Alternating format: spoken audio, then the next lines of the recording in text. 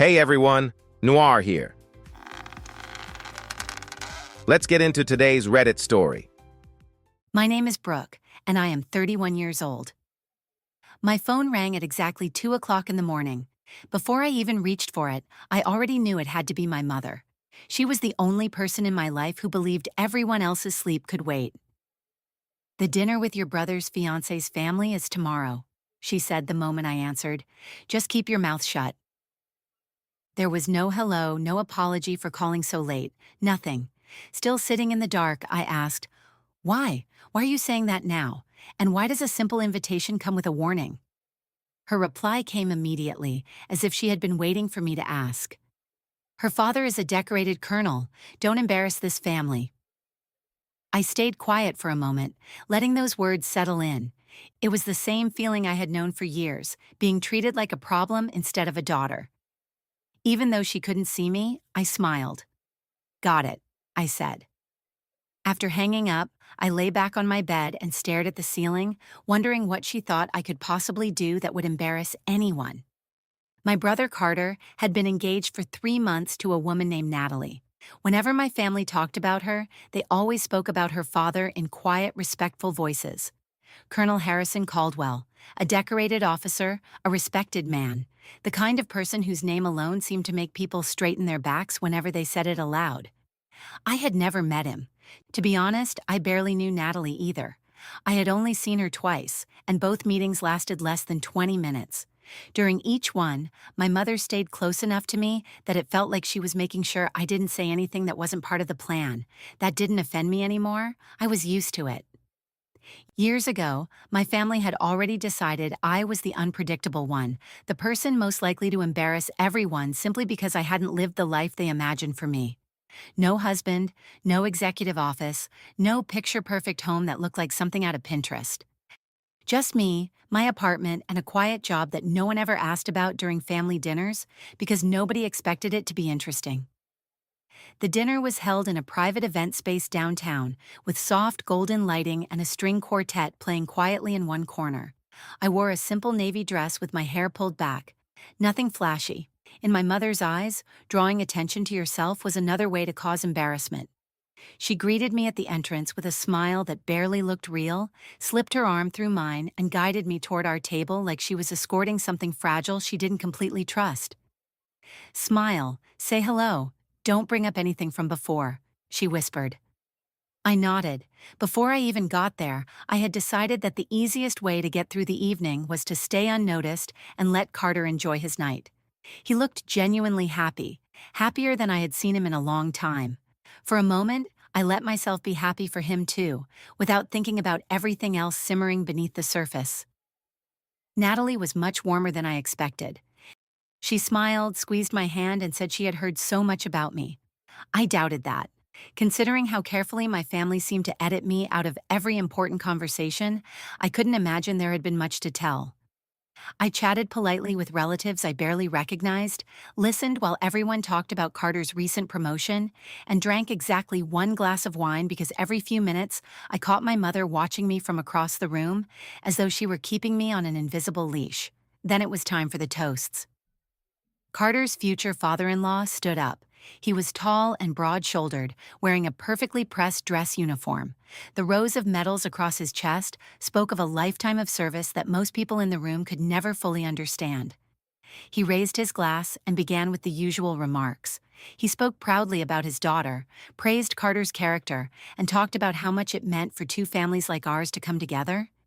Everyone listened closely, the way people always listen to men like him. Then his eyes moved away from Carter. Past Natalie, past my mother's carefully frozen smile. They stopped on me.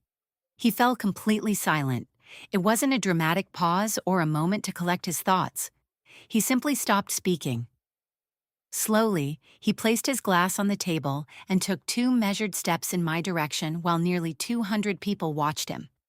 My mother gripped her napkin so tightly that I could hear the fabric crinkle. Carter's smile disappeared. He looked at me with obvious confusion, searching for an explanation that I didn't have either. Because I had no idea why a decorated colonel, a man I was certain I had never met, was now standing directly in front of me with a look of unmistakable recognition on his face. "Hello," he said. His voice was low but carried easily, the kind of calm authority that never needed to be loud to command attention. "I didn't expect to see you here." He tipped his head slightly, looking at me the way someone studies a familiar face they cannot quite place, like a memory buried years ago that had suddenly resurfaced.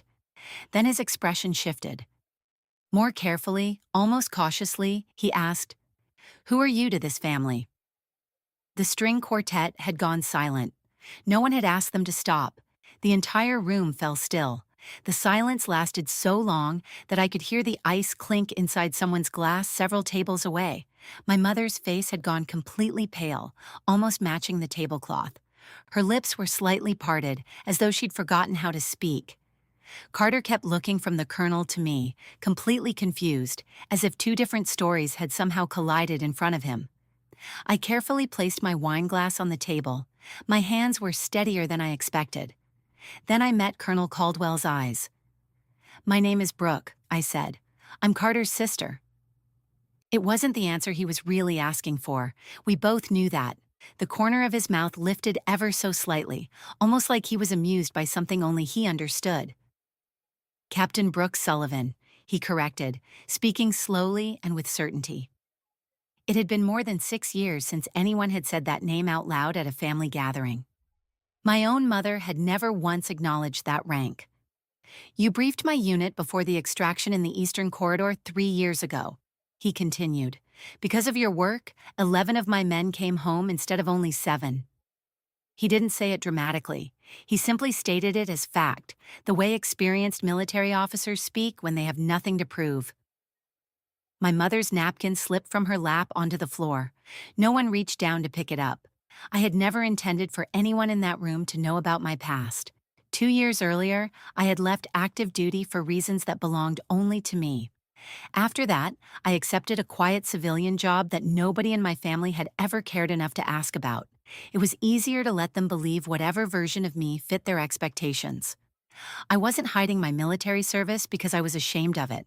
Trying to explain it to people who had already decided who I was always felt pointless, like throwing a rock across a lake that had already frozen solid.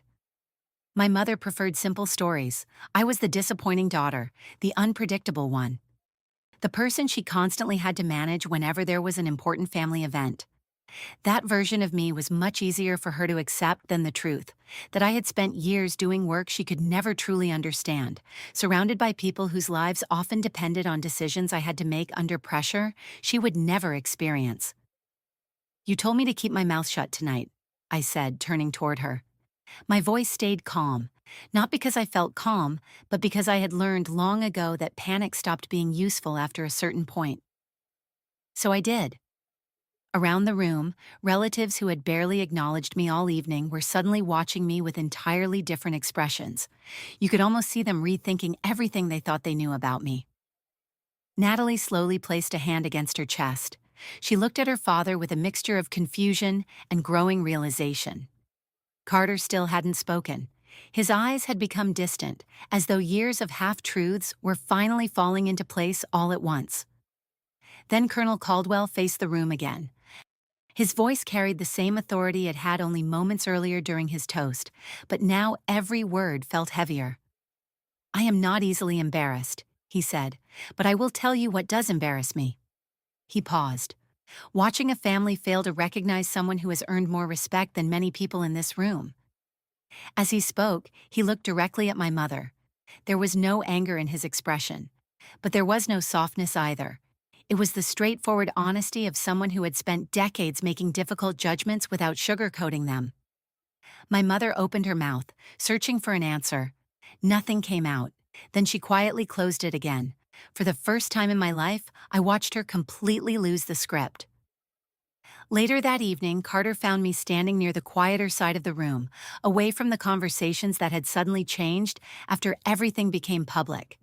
He didn't make a dramatic speech. He simply stood beside me for a moment before quietly asking why I had never told him. I answered honestly. There never seemed to be room for the truth. Everyone had already accepted a version of me that left no place for the real one.